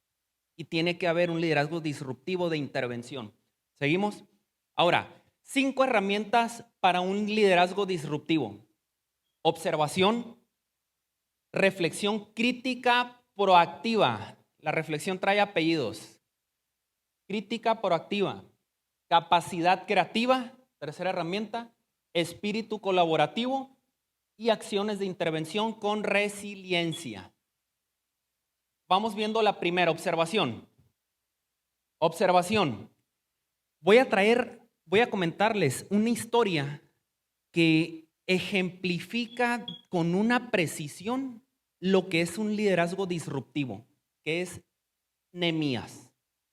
Nehemías, en el capítulo 1, verso 2 y 3, habla donde se encontró a unos hermanos de él, de su pueblo, y les realiza preguntas. Oye, ¿cómo está el muro de Jerusalén? Oye, ¿cómo está después de la guerra? ¿Cómo quedó? Y le responden, se derrumbó, está destruido. El muro y las puertas están destruidas, están quemadas,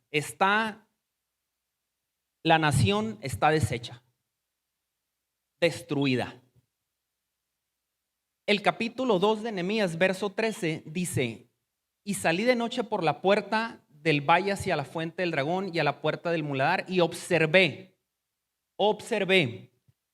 los muros de Jerusalén que estaban derribados y sus puertas que estaban consumidas por el fuego. La primera herramienta de un liderazgo disruptivo es la observación. Pero ¿cuántas veces nosotros caemos en esas inercias y en nuestra vida personal, en nuestra familia, en nuestra congregación, en nuestro estado, en nuestro país tan bonito que es? Comenzamos a normalizar violencia, comenzamos a normalizar abusos, injusticias y se nos cauteriza el corazón. Un líder disruptivo, a veces preguntamos, ¿un líder nace o se hace? Yo creo que un líder se forja. Y los momentos de crisis, las situaciones complejas son momentos hermosos, ideales para que se forjen los líderes. Pero un líder disruptivo tiene un corazón sensible y perceptivo a su vida personal, a su familia, en el ambiente en donde se desenvuelve y a su país. Un líder disruptivo, la primera herramienta que utiliza es la observación, pero para poder tener una observación fina, precisa, tienes que tener un corazón sano, un corazón limpio, un corazón sensible. Nehemías lo tenía. ¿Continuamos? Reflexión crítica proactiva. Somos muy buenos para señalar, para objetar, para cuestionar.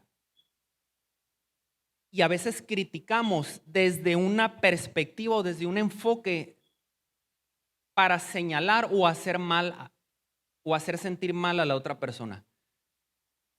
Y la reflexión crítica proactiva, la crítica es buena, pero la crítica se tiene que hacer desde un enfoque de amor, de compasión, de gracia, de misericordia. Y la crítica te ayuda a reconocer lo que está mal. Aquí no funciona, es que yo tengo otros datos. No, hay que ver lo que está mal, hay que ver el problema que hay, la situación que hay. Se tiene que abrir los ojos y se tiene que ver la realidad.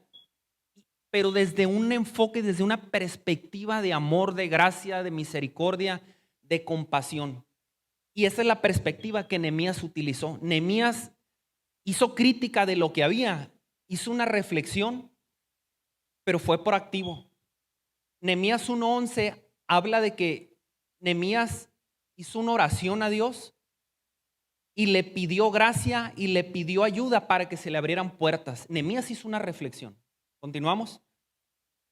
Capacidad creativa. Nehemías capítulo 2, versos 7 y 8. Dice, además dije al rey, si le place al rey que se me den cartas para los gobernadores al otro lado del río, para que me franqueen el paso hasta que llegue a Judá, y carta para Asaf, guarda del bosque del rey, para que me dé madera para enmaderar las puertas del palacio de la casa y para el muro de la ciudad, y la casa en que yo estaré. Y me lo concedió el rey según la benéfica mano de mi Dios sobre mí. Ojo, Nehemías tenía capacidad creativa. Tú y yo, Dios nos ha puesto en nosotros una capacidad creativa enorme, pero no la hemos sabido echar a andar. Y hay veces que tenemos que animarnos a dar pasos de bebé en ese tema. Nadie es menso, nadie es torpe, todos tienen ese potencial creativo adentro y lo pueden desarrollar. ¿Seguimos? Espíritu colaborativo. Nehemías en el capítulo 2, verso 18 dice, entonces les declaré cómo la mano de mi Dios había sido buena sobre mí y asimismo las palabras que el rey me había dicho. Y dijeron, levantémonos y edifiquemos. Así esforzaron sus manos para bien. Hubo un momento en el que Nehemías, después de observar, después de hacer una reflexión, de hacerse preguntas, ya detecté este problema, ya detecté esta situación, esta injusticia, ¿qué puedo hacer? ¿Qué se puede hacer? Después de echarle creatividad y hacer cosas distintas, generar alternativas de solución, después de eso viene eso. Bueno, uno es demasiado pequeño para hacer algo grande. Se necesitan más personas enfocadas en un mismo rumbo, en un mismo objetivo para poder trascender. Y Nehemías lo sabía. Entonces Nehemías comenzó a convocar y a sumar esfuerzos de personas con un objetivo común. La responsabilidad era compartida. El dolor era compartido, la responsabilidad era compartida, pero el éxito también iba a ser compartido. Y un líder disruptivo sabe que la cultura es de éxito compartido y es de responsabilidad compartida. Y Nehemías sumó esfuerzos para reconstruir. ¿Seguimos? Acciones de intervención con resiliencia. Nehemías 6, 15 y 16. Fue terminado pues el muro el 25 del mes de Elul en 52 días, y cuando lo oyeron todos nuestros enemigos, temieron todas las naciones que estaban alrededor de nosotros y se sintieron humillados y conocieron que por nuestro Dios había sido hecha esta obra. Ya no lo dije, pero el capítulo 3, 4 y 5 relata toda la serie de ataques y dificultades y barreras que tuvieron en el proceso para reconstruir. El capítulo 6 ya nos muestra el resultado de lo que fue. Pero Nehemías, junto con todos los demás, hubo acciones de intervención. Y ojo, cuando un líder se levanta, un líder disruptivo, va a tener batallas, va a tener obstáculos, sí las hay. Pero confía en Dios en que vas a salir adelante en eso.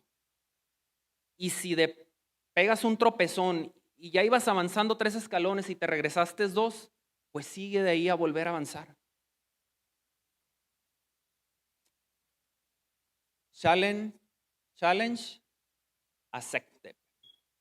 Desafío aceptado. Estoy seguro que Dios ha puesto en tu corazón, ha puesto en tu vida retos, ha puesto sueños, ha puesto cosas que tú antes quizá decías, yo quiero alcanzar esto, yo quiero llegar a eso, y quizá no los has alcanzado. Pero vale la pena que permitas que Dios te muestre esos retos, esos desafíos, esos propósitos que Él ha definido para ti y que aún no has alcanzado. Porque de ti va a depender mucho también que tu familia, que tus generaciones que vienen tras de ti lleguen a otras plataformas, a otros niveles. Y estoy seguro, un país, miren, como está el de nosotros en necesidad o en situaciones complejas, no se cambia por un personaje político, no se cambia por un movimiento político, no lo cambia un sistema económico, un sistema político social. Un país comienza a ser transformado, una nación comienza a ser transformada y reconstruida cuando personas como tú y como yo logran escuchar y ser obedientes al llamado de liderazgo que Dios ha puesto en nuestras vidas. Ya no retrases más los propósitos, los desafíos que Dios quiere que alcances. De ti depende la transformación en los diversos ambientes en donde tú estás. Dios te puso allí porque tú eres el líder disruptivo que puede hacer los cambios y las transformaciones que se necesitan.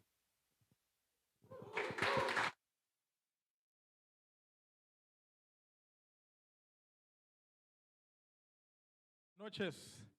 Dios les bendiga a todos. Estamos ya por cerrar esta serie de conferencias. Yo espero que cada uno de ustedes haya sido edificado, alguna idea, alguna frase, alguna palabra ya nos haya movido hasta este momento. Amén. Quiero darle la bienvenida a los que nos visitan por primera, segunda vez. Bienvenidos. Y damos gracias a Dios por este tiempo.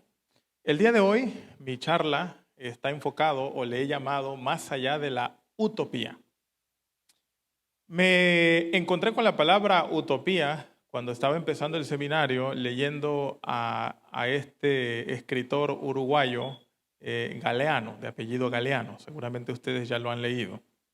Y Galeano decía que la utopía siempre va delante de nosotros, decía él. Caminamos 10 pasos y la utopía avanza 10 pasos más. Recorremos esos 10 pasos y entonces la utopía se mueve 20 pasos. Avanzamos esos 20 pasos y la utopía se mueve otros 10 pasos. Y al final entonces él preguntaba, entonces, ¿para qué sirve la utopía? Y entonces él mismo se respondía, para eso, para ir avanzando.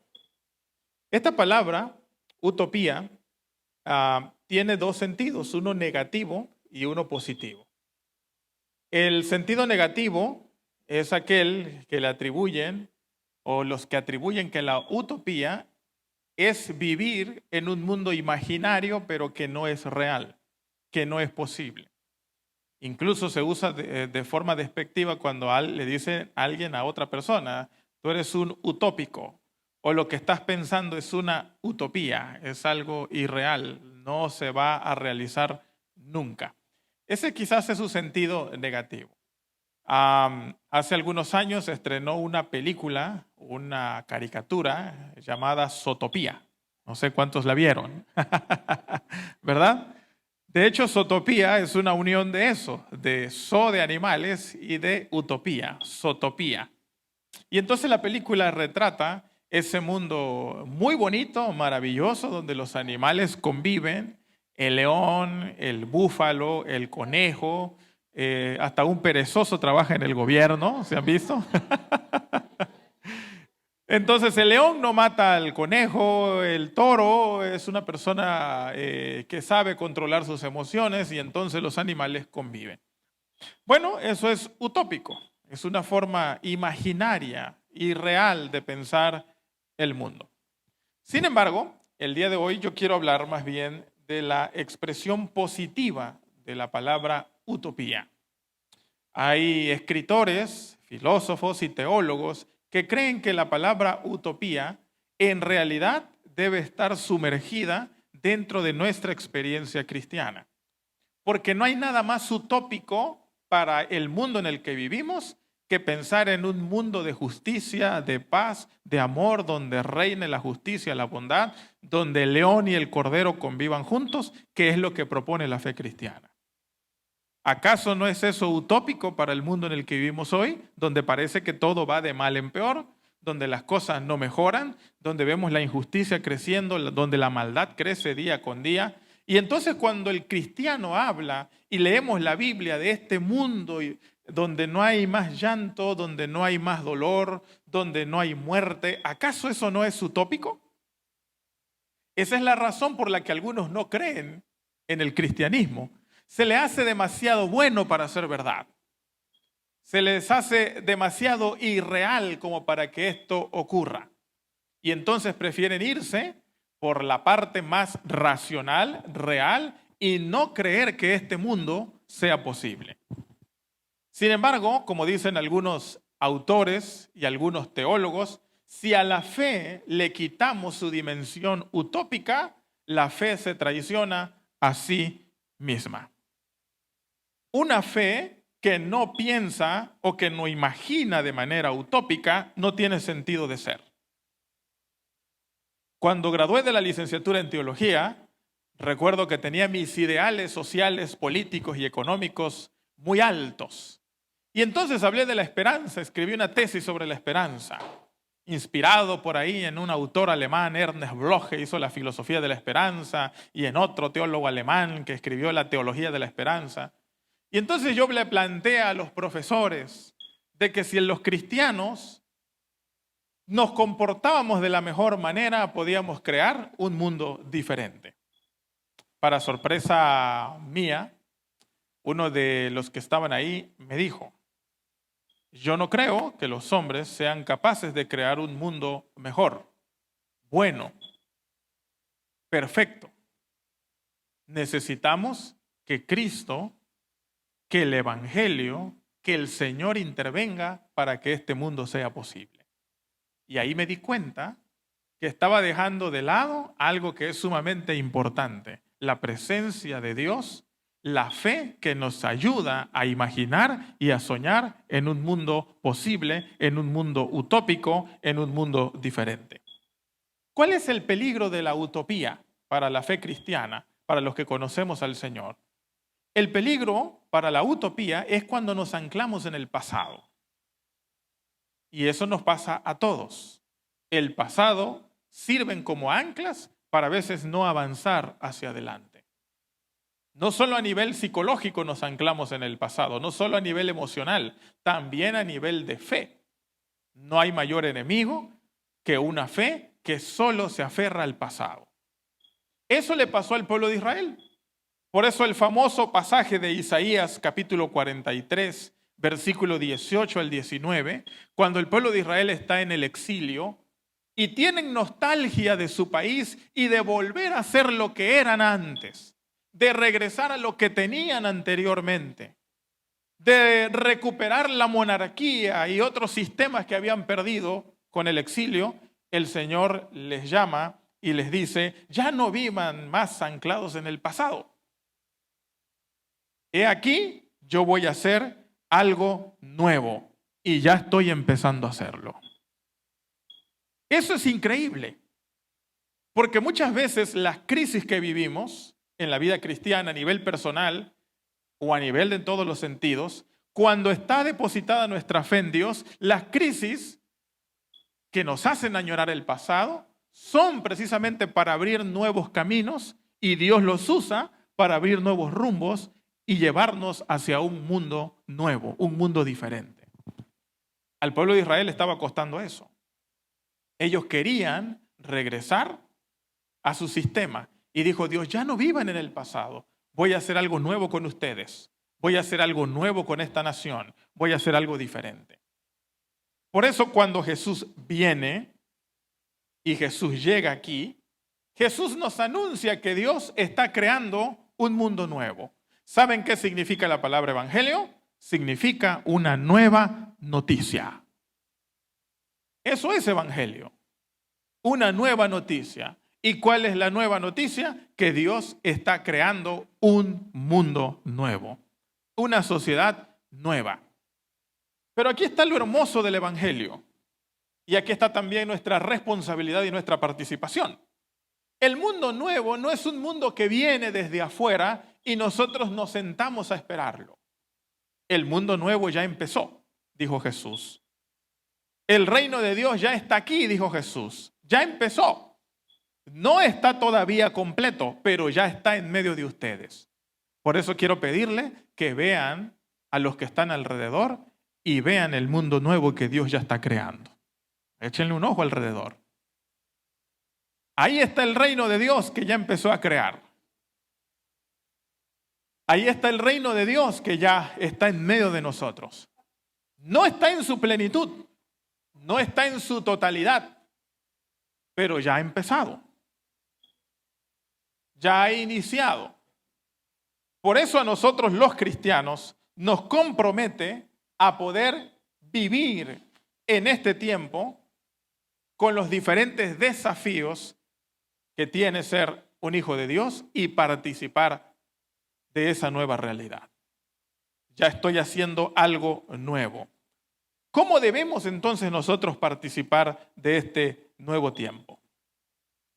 Y les voy a poner o les voy a contar brevemente el cuento que escribió este literario alemán Hermann Hesse. El libro se llama El viaje a Oriente. Él escribió un cuentito donde dice que un grupo de personas contrataron a un guía para poder llegar a las profundidades del desierto y encontrarse con el hombre más sabio de los sabios. Entonces contrataron a Leo, una persona muy humilde, sencilla, pero que conocía muy bien el camino. Así que se llevaron a Leo, este grupo de viajeros, para encontrarse con el más sabio de los sabios. Era una travesía arriesgada.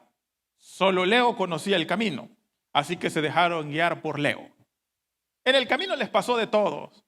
Se quejaron, se querían regresar, a veces no aguantaban las maletas y entonces Leo cargaba las maletas, a veces los animaba y les decía, ya llegaron hasta aquí, échenle ganas si se puede. Cuando había que quejarse y sacar su coraje, Leo los escuchaba atentamente y descargaban su ira.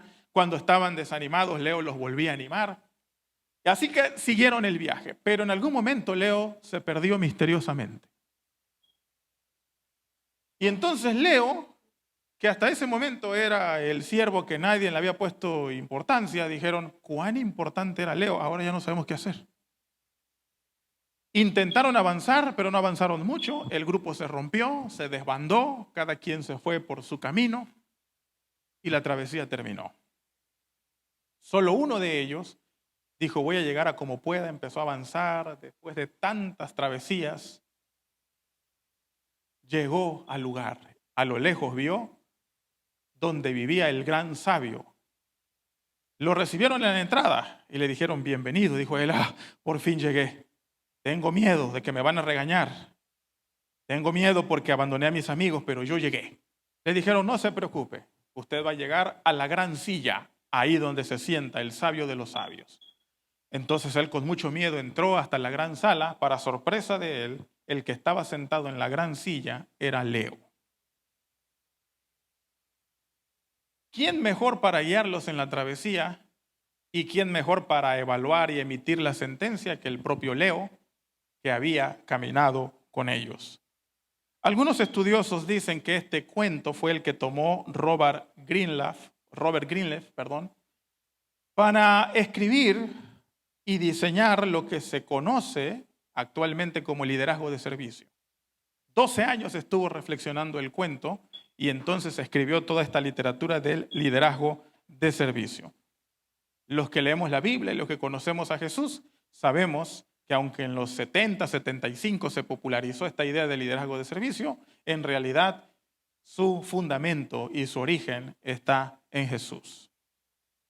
Jesús, cuando habló de liderazgo, dijo que la forma de poder ser líder es sirviendo a los demás. El liderazgo de Jesús tenía esa característica. Jesús nunca ejerció un liderazgo como los del mundo. De hecho, en Mateo capítulo 20, versículo 26, dice, pero entre ustedes no debe ser así. Al contrario, si alguno de ustedes quiere ser importante, tendrá que servir a los demás. Ese es el fundamento del Evangelio, ese es el fundamento del reino de Dios, ese es el fundamento utópico que encarna el Evangelio de Jesucristo. Un liderazgo que sirve a los demás. De hecho, en el versículo 25, Jesús dijo, ustedes saben que los que gobiernan a los pueblos, a los que sirven, son amos. A ellos solo les interesa la autoridad sobre esta gente, dijo Jesús. Pero en el caso de ustedes no va a ser así. En el ADN usted y yo llevamos este liderazgo de servicio. Es un liderazgo utópico. Es un liderazgo que no encaja en los modelos de este mundo.